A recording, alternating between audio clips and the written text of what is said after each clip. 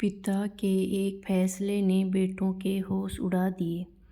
राम प्रसाद जी चुपचाप बैठे हुए बड़ी बहू बबीता की बातों को सुनते जा रहे थे। लग रहा था कि किसी भी समय वह अपना धीरज खो बैठेंगे और किसी तरह उन्होंने अपने आप को काबू में रखा हुआ था। बबीता थी कि अनवरत बोलती जा रही थी। बात बस इतनी सी थी कि पिछले 3-4 दिन से राम प्रसाद जी के दांतों में कष्ट हो रहा था।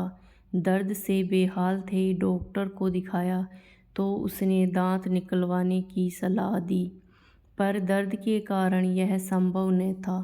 डॉक्टर ने दर्द कम करने की दवा दी थी और कहा था कि दर्द खत्म हो जाए तभी दांत निकाला जाएगा। दर्द की वजह से वे कुछ खा पी नहीं पा रहे थे, इसलिए बहू को खिचड़ी बनाने के लिए कहा था, पर उसने तो 2 सूखी चपाती और सूखी सब्जी बेटे के हाथ भिजवा दी।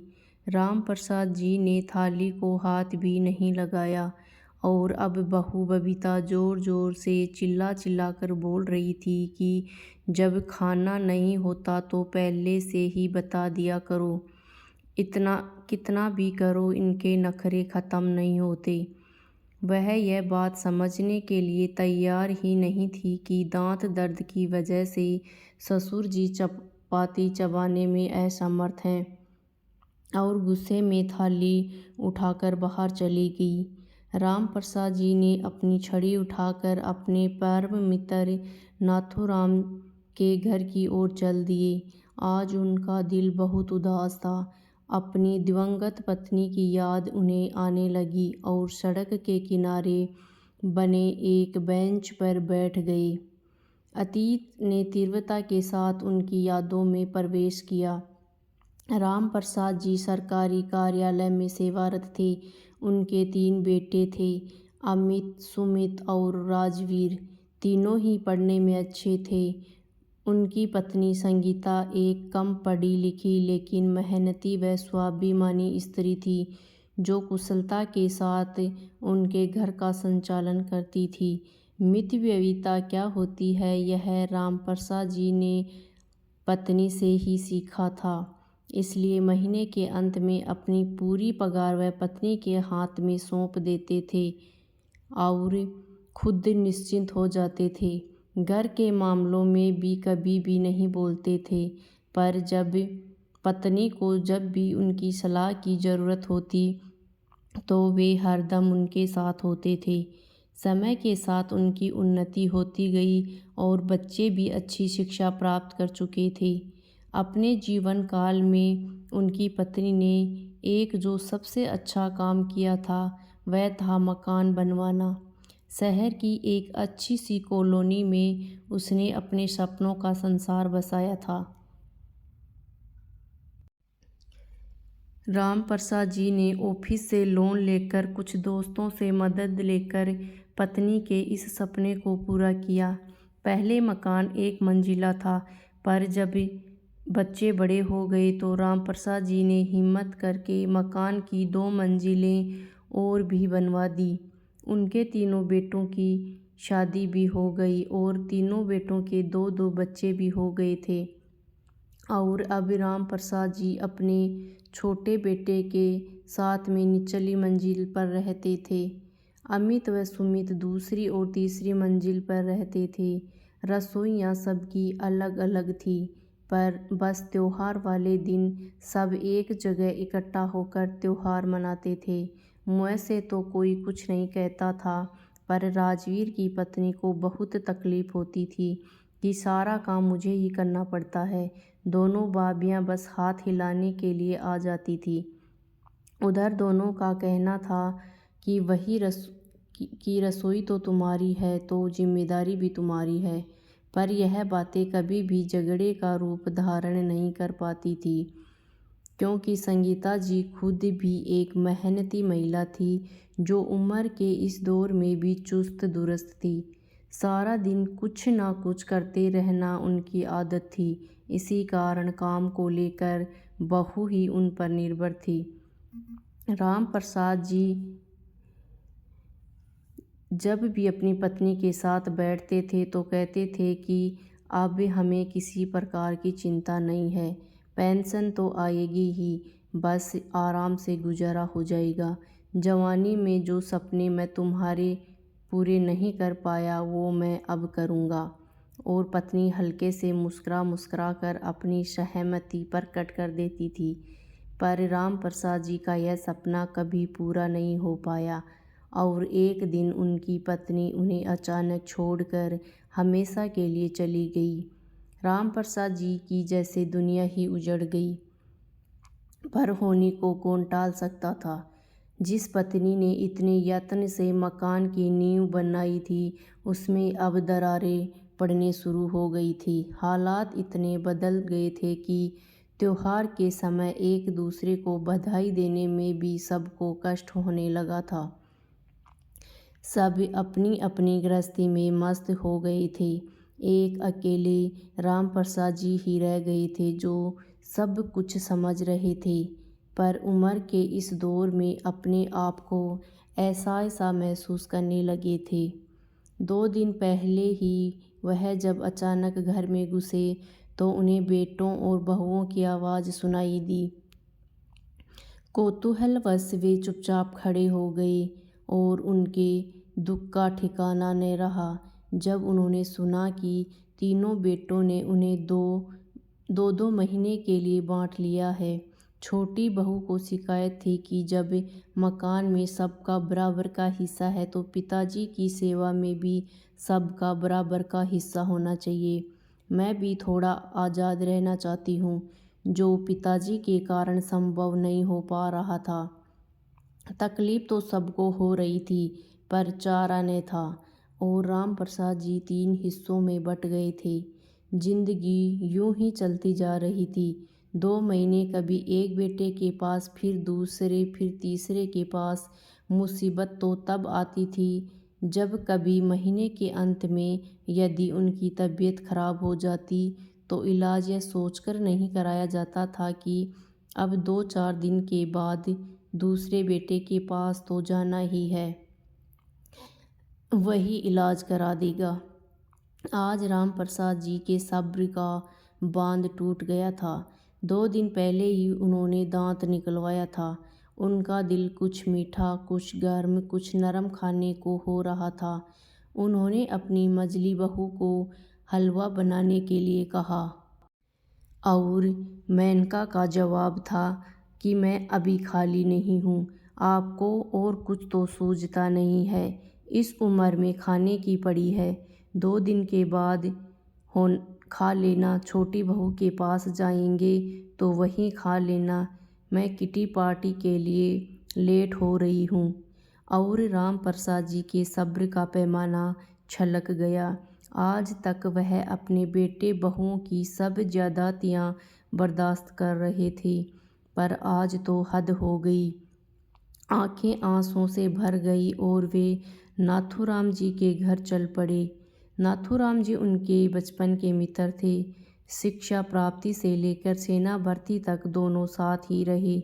नाथूराम जी थोड़ी व्यावहारिक बुद्धि वाले व्यक्ति थे। वे दिल से नहीं दिमाग से सोचते थे। उन्होंने अपने दोस्त को कई बार समझाया था कि थोड़ा रोब रखा करो, किस बात की तुम्हें कमी है, मकान अभी तुम्हारे नाम है। बेटे बहू जब भी सर पर बैठने की कोशिश करें तो धमकी दे दिया करो कि किसी को भी हिस्सा नहीं दूंगा। पर राम प्रसाद जी को यह बात नामंजूर थी। उनका कहना था कि जब मकान बनवाया ही बच्चों के लिए है तो ऐसा सोचना किस लिए। लेकिन आज उन्हें लग रहा था कि अब कुछ करने का समय आ ही गया है। नाथूराम जी से सलाह मशवरा करके राम प्रसाद जी घर आकर पत्नी की तस्वीर के सामने आकर खड़े हो गए, जैसे मन ही मन उनसे विचार विमर्श कर रहे हों। एक दृढ़ निश्चय उनके चेहरे पर आया और वे भूखे पेट ही सो गई। किसी ने भी खाने के लिए नहीं पूछा। उन्हें पता था कि उनके तीनों बेटे पत्नियों के साथ गर्मी की छुट्टियों में बाहर जा रहे हैं। किसी को भी यह ख्याल नहीं था कि पिताजी क्या खाएंगे, कैसे रहेंगे। रामप्रसाद जी ने कुछ नहीं कहा। उन्हें अपनी योजना को अंतिम रूप देने का अवसर मिल रहा था। वह चुपचाप शांत भाव से बैठकर सबकी तैयारियां देख रहे थे। वैसे भी उनका मानना था कि जब बेटे ही माँ बाप को नहीं पूछते तो बहुओं से क्या उम्मीद रखना। बहुएं तो चाहती ही हैं कि किसी की सेवा ना करनी पड़े। वे तो पति और बच्चों में ही अपना परिवार देखती हैं। सास ससुर उन्हें बोझ लगने लगते हैं। वे अपने अधिकारों के प्रति तो सचेत रहती है, पर अपने कर्तव्यों की तरफ से आंख मूंद लेती हैं। सबके जाने के बाद रामप्रसाद जी अपने मित्र के साथ प्रॉपर्टी डीलर के पास गए।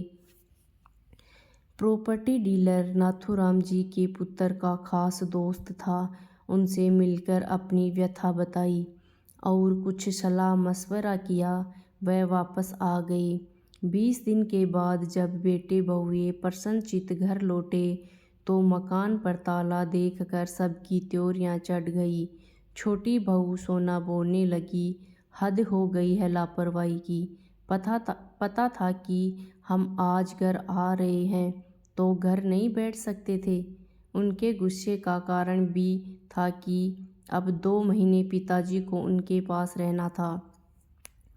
काफ़ी देर इंतज़ार करने के बाद अमित व सुमित नाथूराम जी के घर की ओर चल दिए और उनके पैरों तले ज़मीन खिसक गई जब उन्हें पता चला कि पिताजी ने मकान 90 लाख में बेच दिया और वे अब कहाँ हैं। तीनों परिवारों को समझ नहीं आ रहा था कि यह सब क्या हो रहा है। उन्हें लग रहा था कि एक भद्दा मजाक है जो पिताजी ने उनके साथ किया है। गुस्से में तीनों भाई उबल रहे थे। पिताजी ऐसा कैसे कर सकते हैं। मकान की कीमत लगभग 1 करोड़ की थी। पिताजी ने 10 लाख का घाटा क्यों उठाया। ये सब उनकी समझ से बाहर था। कोई चारा न देखकर सब अपने ससुराल चले गए। अगले दिन बड़े बेटे के पास नाथूराम जी का फ़ोन आया और उन्होंने तीनों पुत्रों को अपने पास आने के लिए कहा कि कुछ आवश्यक सूचना देनी है।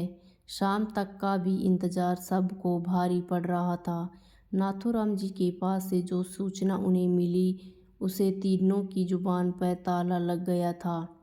दिमाग जैसे कुंद हो गया।